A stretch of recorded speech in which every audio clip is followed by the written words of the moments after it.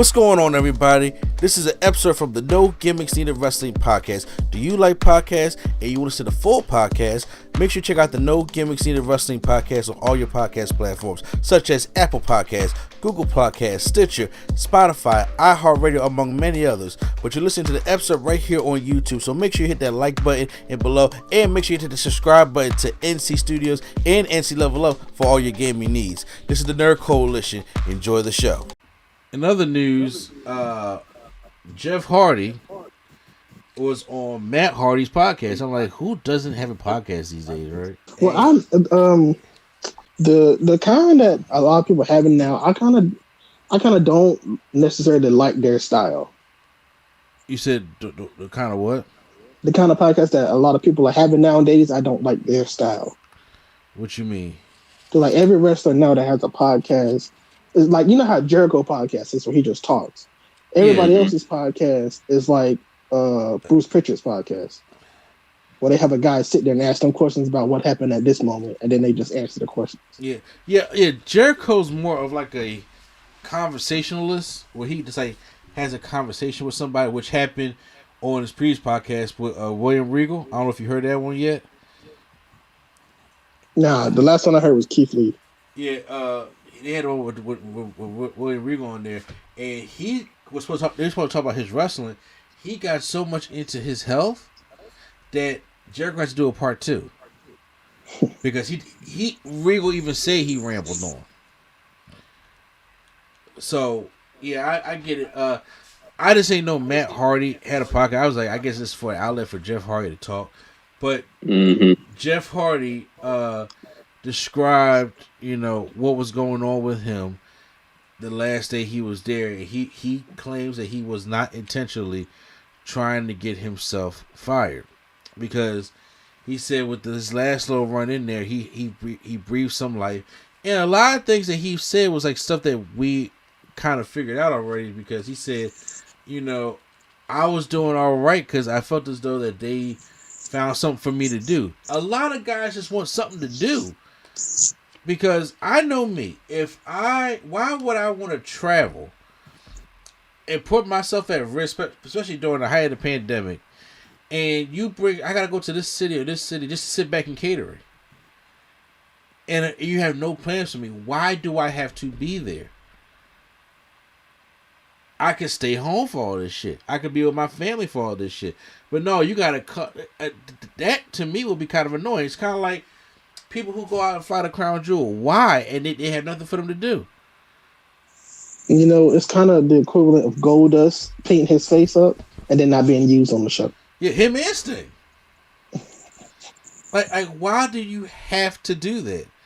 And I mean, you can't just put on shades for the day at all. Oh, I don't even have to be on camera. Like, I don't understand. I understand everything. There's always cameras recording. You got different shows and different backstage stuff you want to see, so you always gotta be ready for the camera.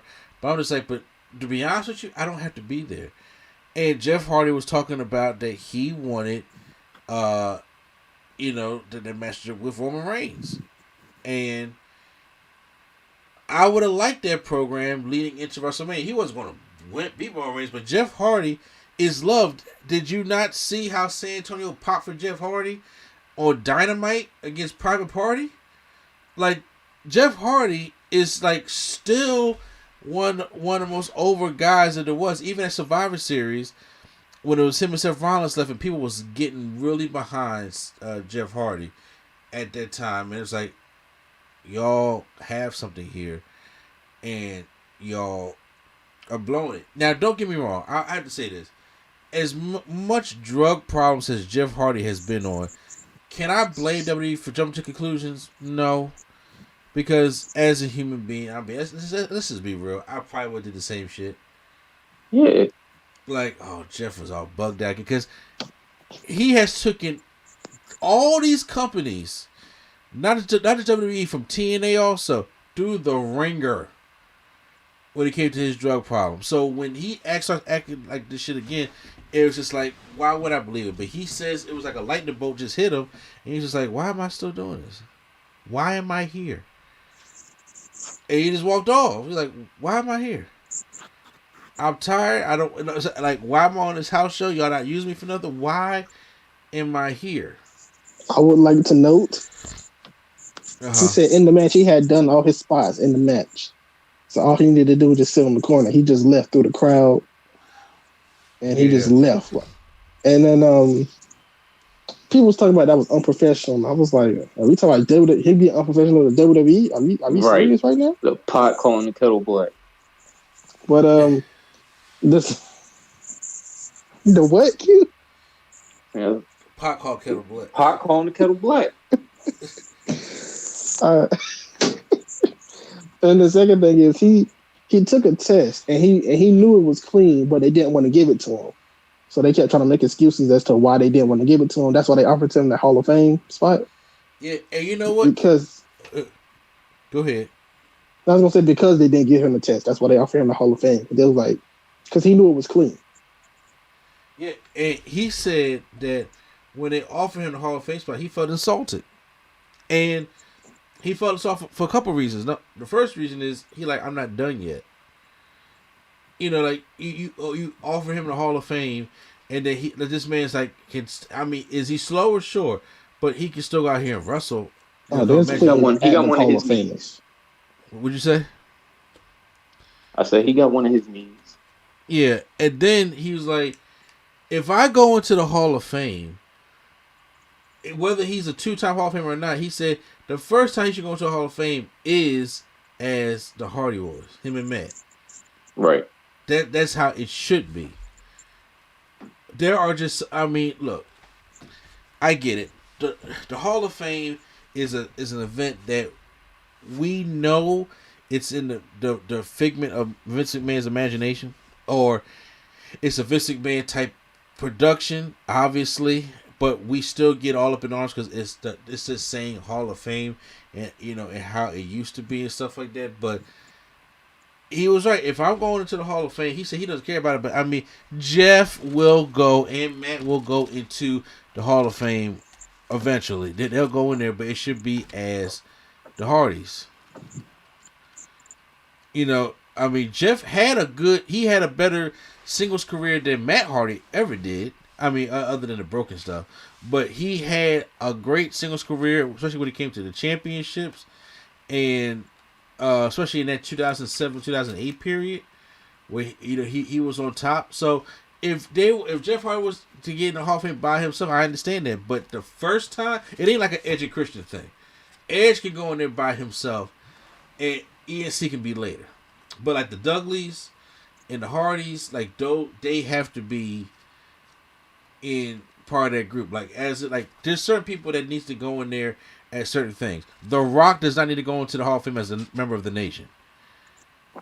He needs to go in there as The Rock, and then anything else follows after that. That's how I kind of felt about Triple H, but he went in as a member of DX. And I'm like, that's cool, but Triple H needs to be in there as Triple H. Right. Yeah, because technically, when they announce him, they don't announce him as WWE Hall of Famer. He's just Triple H. Yeah. And because he's not a quote-unquote singles Hall of Famer. So it's like, okay. And I'm just like, hold on, y'all. Despite what y'all want to say about Triple H or whatever the case may be, he's a Hall of Famer. And he should be in there, by himself. So there's no reason how X-Pac got 2 Hall of Fames over Triple H. Triple H might got 3 while you're playing. Say what? Triple H might end up with 3. Evolution in there. What's the third one from? Evolution. Oh, you right. He could mess around half 3. You damn right about that. So Ric Flair had 3. Woo. Oh Lord, no. that man still stepping out his house to be cocky and all that stuff. But I don't even know if that was really Ric Flair or not. But it just looked funny. I don't know if that was him or not. Yeah, but damn sure close to it though. Just like that one picture of him on the train. I don't know. Ric Flair just doing stuff. But I understand where Jeff Hardy's coming from. I don't feel respected when that happens. And I don't blame him for that. I would not feel respected neither. So he decided, that's right, I'm going to AEW. And like I said, he gets to have the last run with the Hardys. They keep calling it the last run. It's a matter. It's not their fault. Say what? They was gonna call it the last run at WWE, but AEW opened. They was like, "Oh, I guess we got to go take this over." So now it's our last run. If there's another company that opens, then they're gonna go there and have their last run. So I don't know. I mean, eventually things like this, I do think the Hardys will just come back because there was a time that they was gonna come back, and then that stuff happened at WrestleMania 33, and the non-list roof came off that place. So, and I was so shocked when the Hardys first came back. So, it's a possibility that they will be back again, just to be like, hey, this is where we want to to retire. WWE? I don't think so. But would you have said it before 2017? 2017. Well, now that there's another company, Matt made Impact relevant again by himself. Yes, he did. Yes, but I'm saying and all the money, which I don't know where they be getting it from, but all the money Matt was probably getting from Impact to do the broken stuff and the Brother Nero and everything with the tag team Apocalypto and all that stuff like that, and he left all that to come back. Whoa! First of all, that was his own money, by the way. All of those deletions were his own money that he was using, not Impact paying him. I stand corrected. Go ahead. But no, because I listened to the show and that's what they said in the show that that was all them. That was all.